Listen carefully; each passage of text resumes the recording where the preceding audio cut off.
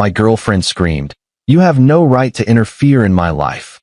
She said this right after canceling our weekend plans and deciding to go on a trip with her friends instead. I replied calmly, "You're absolutely right." 3 days later, when she came back home and saw what was missing, she froze in place, didn't say a word, just sat down and started trembling. Dear friends, please help me complete my subscribers. Support me by subscribing to my channel, liking the video, and sharing it. Thank you. I'm 29, and I thought I had everything figured out. Been with Rachel for 4 years, living together for 2. We met at a mutual friend's birthday party, hit it off over terrible karaoke and cheap wine, and somehow turned that into what I believed was a solid relationship. We weren't perfect, but who is? We had our routines, our inside jokes, our plans for the future. At least, I thought we did. The problem started around 6 months ago, but I was too stupid to see them for what they were. Rachel started going out more with her friends, which was fine. I'm not that guy who needs to monitor every move. She'd been spending time with her college roommate Amber and a few other women I'd met maybe twice. Girls' nights, she called them. Wine bars, escape rooms, that new sushi place downtown. I encouraged it, actually. Told her it was healthy to have her own social life. Then the weekend trip started. First one was in July, a beach house rental, 3 days, just the girls. She came back tan and distant, scrolling through her phone with a smile I hadn't seen directed at me in months. I asked how it went, and she gave me the highlights in that distracted way people do when they're already thinking about something else. It was great, babe. Really needed that. Cool. Fine. I went back to watching the game. August brought another trip. September, 2 more. By October, I started noticing other things. She'd angled her phone away when texting. Started doing her makeup differently. Not for me, apparently, since she'd barely glance my way before heading out. Our sex life had gone from regular to rare to practically non-existent. When I tried to talk about it, she'd get defensive. I'm just tired. Work's been stressful. Not everything is about you. That last one stung because she said it like I was being unreasonable for wanting to connect with my own girlfriend. The real breaking point came 2 weeks ago. We'd planned this weekend trip to this cabin upstate, booked it months in advance, my treat, supposed to be our chance to reconnect. I'd requested the time off work, mapped out hiking trails, even packed a picnic basket like some kind of romance novel protagonist. Thursday night, I mentioned something about leaving early Saturday morning to beat traffic. Rachel was on the couch, phone in hand as usual. She didn't even look up. "Oh, about that," she said, voice casual as if she was commenting on the weather. "I'm not going." I stopped mid-step. "What?" "Amber's organizing a girls' trip to the Poconos. Same weekend." I already said yes. The way she said it, so matter-of-fact, like my feelings were an afterthought at best. I felt something cold settle in my chest. "Rachel, we planned this months ago. I took time off. The cabin's paid for." She finally looked up, and there was this flash of annoyance in her eyes. "You can get a refund. Or go by yourself." "I don't know. Are you serious right now?" "What?" She stood up, phone clutched in her hand. "You expect me to just never do anything with my friends? To always be available for whatever you want? That's not what I'm saying. You have no right to interfere in my life." Her voice went sharp, louder than necessary for our small apartment. "I'm going on this trip." End of discussion. I stood there, looking at this woman I'd built a life with, and I felt something shift. Not anger, not yet. Something quieter and more final. "You're absolutely right," I said. She blinked, clearly surprised I wasn't fighting. "Good. Then we're done here." I watched her walk to the bedroom and close the door. I stood in our living room. Our living room that I paid 70% of the rent for, filled with furniture I'd mostly bought, and I made a decision. See, here's what Rachel didn't know. I'm good with money. Always have been. While she spent her paychecks on clothes and brunches and girls' trips, I'd been saving, investing, planning for our future. The apartment was in my name because her credit was garbage when we moved in together. The car she drove? I was on the title and made the payments because she'd maxed out her loan capacity on student debt she'd never mentioned until we got serious. The nice TV, the sound system, the expensive coffee maker she used every morning, all mine. For 2 years, I'd been subsidizing her lifestyle while she earned decent money at her marketing job. Money that apparently went toward an increasingly active social life that didn't include me. That night, I didn't sleep. I sat at my laptop and I planned. Update 1. Saturday morning, Rachel left at 7 a.m. Came out of the bedroom with a suitcase I didn't recognize. New. Expensive looking. She was wearing an outfit I'd never seen. Hair professionally done, even though she claimed this was just a casual trip with the girls. See you Monday, she said, barely making eye contact. Have fun, I replied. The door closed. I counted to 60, checked the window to make sure her Uber was gone, then I got to work. First, the car. I called the loan company, explained I needed to retake possession of the vehicle for personal reasons. They directed me to their recovery process. By noon, the car was in a storage lot under my name only, all perfectly legal since I was the primary on the title and she'd never made a single payment. Second, the apartment. I contacted our landlord, who I'd built a good relationship with over 2 years of on-time payments, and explained that Rachel would be moving out. Given that the lease was solely in my name and she wasn't even on it as an authorized occupant, this was straightforward. We'd always meant to add her officially, but never got around to it. Convenient. Third, I started packing. Not my stuff, hers. Every piece of clothing, every shoe, every cosmetic product. I was methodical, almost meditative about it. Her jewelry, her books, her decorative pillows that I'd always hated but tolerated. Into boxes, neatly labeled, stacked by the door. I wasn't cruel about it, didn't damage anything, didn't throw things around. Just removed her presence from the space. The big stuff was trickier. The TV, the sound system, the coffee maker, the nice kitchen knives, the console table she thought was ours. I had receipts for everything. Took photos of the receipts next to each item, just to document. Then I called my buddy Connor, who has a truck. You breaking up? He asked when he arrived and saw the boxes. Something like that. Need help moving her stuff? Need help moving my stuff. I corrected. To a storage unit. Temporarily. He gave me a look, but didn't push. That's why Connor's a good friend. We loaded up everything of value, everything that was actually mine, and put it in a 10 by 10 storage unit across town. The apartment, when we finished, looked drastically different. Still had the couch, the dining table, basic furniture. But it was sparse. Empty in a way that would be immediately noticeable. I spent Saturday night on the couch, eating takeout, feeling strangely calm. Sunday, I got Rachel's number changed through our phone provider. We had a family plan, under my account, another thing I'd been paying for.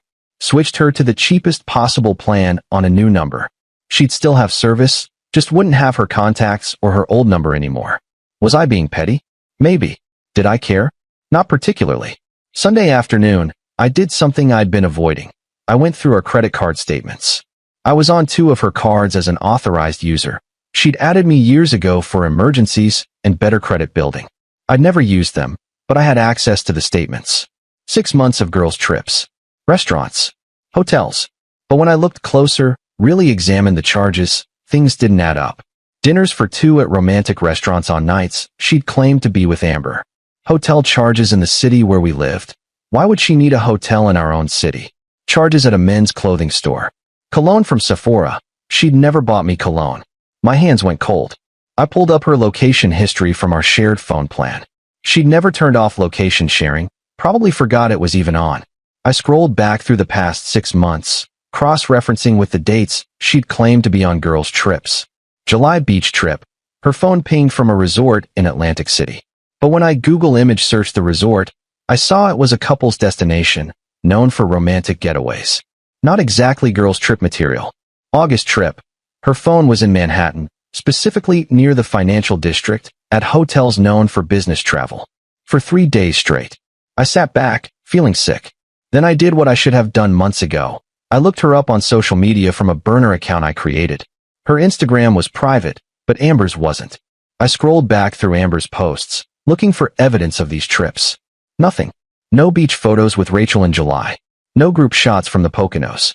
In fact, Amber's posts from those weekends showed her at home, at local events, clearly not on any trips. The girls' trips were a lie. All of them. Update 2. Monday morning, I woke up at 6 a.m. Made coffee, using my old, crappy coffee maker since the good one was in storage. Showered, dressed for work, went through my normal routine. I'd taken the day off, but Rachel didn't know that. Her expected return time was around noon. I waited. 12:15, I heard the key in the lock. The door opened. Rachel walked in, suitcase trailing behind her, looking at her phone. She got 3 steps inside before she froze. She looked up, looked around. Her face went through several expressions in quick succession: confusion, disbelief, dawning horror. What? Her voice came out barely a whisper.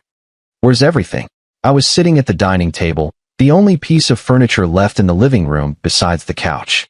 I'd made the space as stark as possible, even taken down the curtains I'd bought. Hey, I said calmly.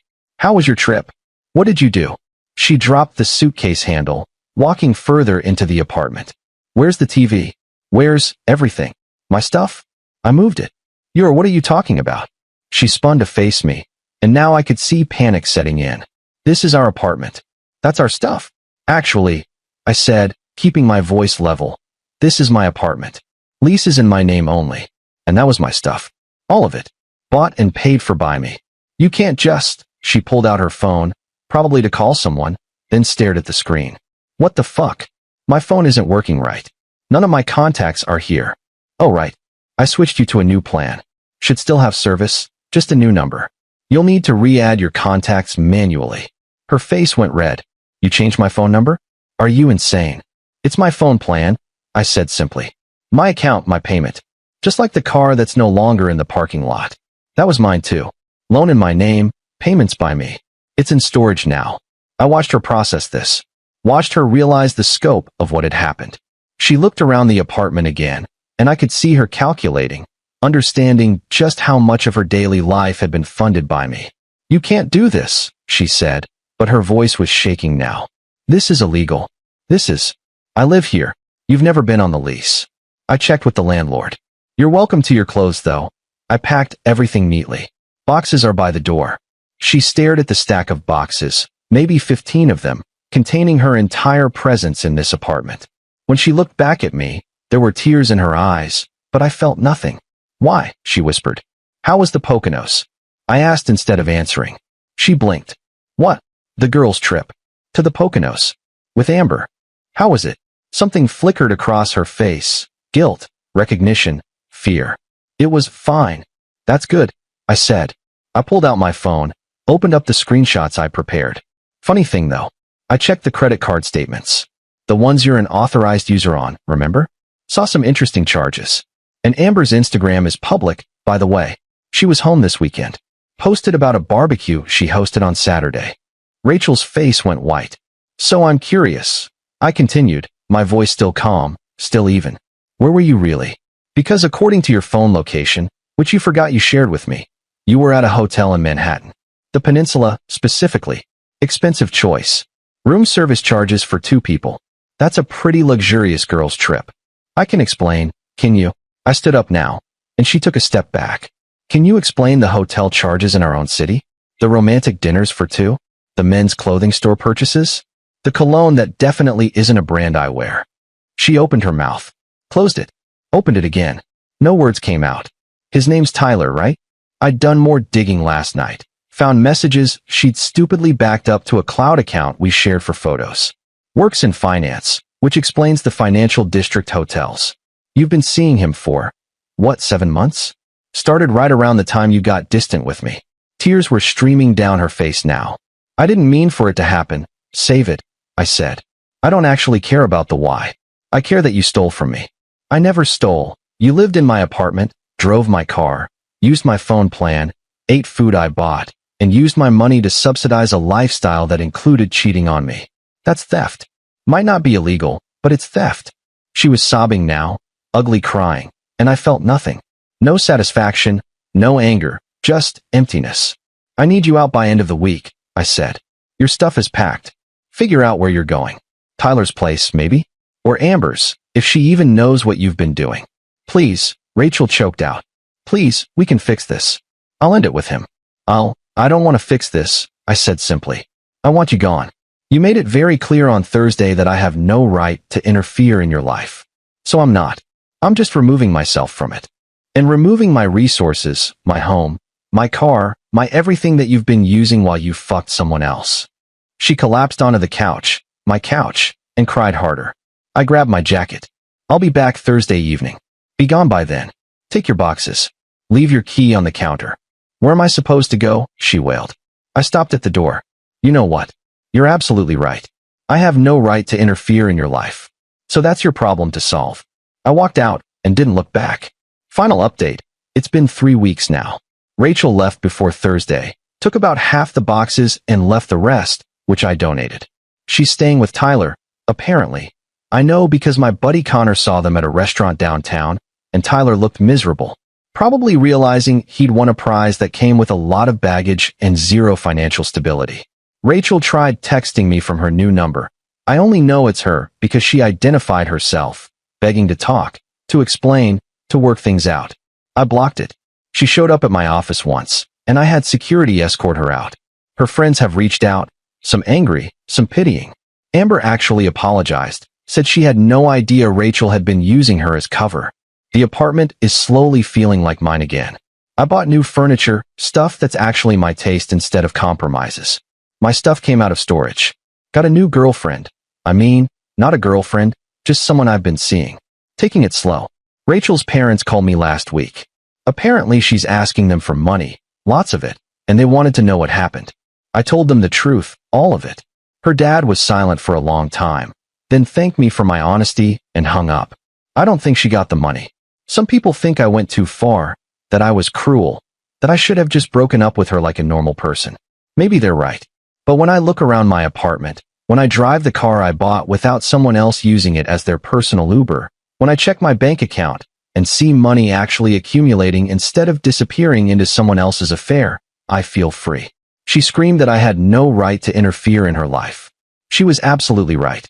But she also had no right to steal mine while she lived it. Edit 1. For people asking if I felt bad about the phone number thing, I paid for that line for 4 years. She never contributed a dime. I didn't cancel her service. I just removed the number from my account. She has a working phone, just had to rebuild her contacts. Inconvenient? Sure. Illegal? Nope. Edit 2. Tyler found my LinkedIn and sent me a message calling me a psycho. I replied with screenshots of Rachel's messages to me trying to reconcile, timestamped from last week. He stopped messaging. They're apparently still together though. Good luck, buddy. Edit 3. Someone asked what I did about the cabin reservation. I went by myself that following weekend. Hiked alone, ate the picnic alone, had the most peaceful 3 days I'd had in months. Would recommend.